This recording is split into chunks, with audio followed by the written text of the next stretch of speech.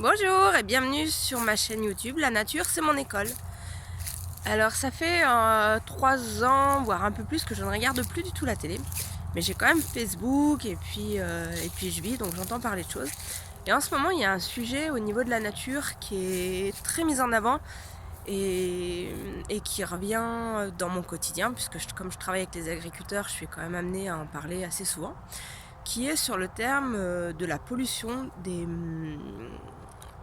de l'eau en fait, par le glyphosate.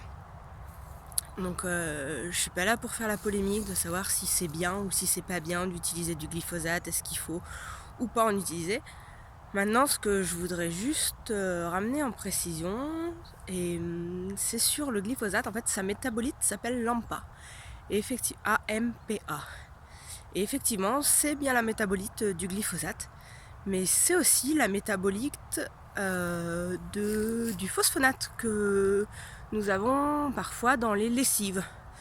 Et en fait, là où je veux en venir, c'est que effectivement, on peut condamner le glyphosate, mais je pense que on ne peut condamner le glyphosate que si on a regardé si on avait dans ses lessives l'utilisation de phosphonate ou pas. Sinon, on est autant responsable que le glyphosate de la pollution de l'eau.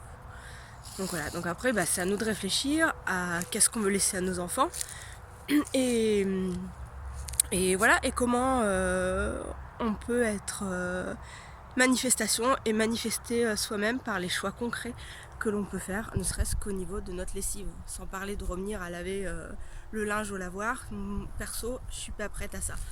Mais voilà, peut-être un petit geste concret et puis aussi pour enlever un peu de responsabilité aux agriculteurs. Je ne dis pas qu'ils n'ont pas leur part, encore une fois, je ne dis pas que c'est bien ou que c'est pas bien, mais juste aussi qu'on reprenne notre part de responsabilité dans la pollution de l'eau. Voilà, je vous propose de vous retrouver dans ma prochaine vidéo et de répondre à la question: est-ce qu'une plante peut pousser sans racines? Je vous souhaite une très belle fin de journée, à bientôt, au revoir.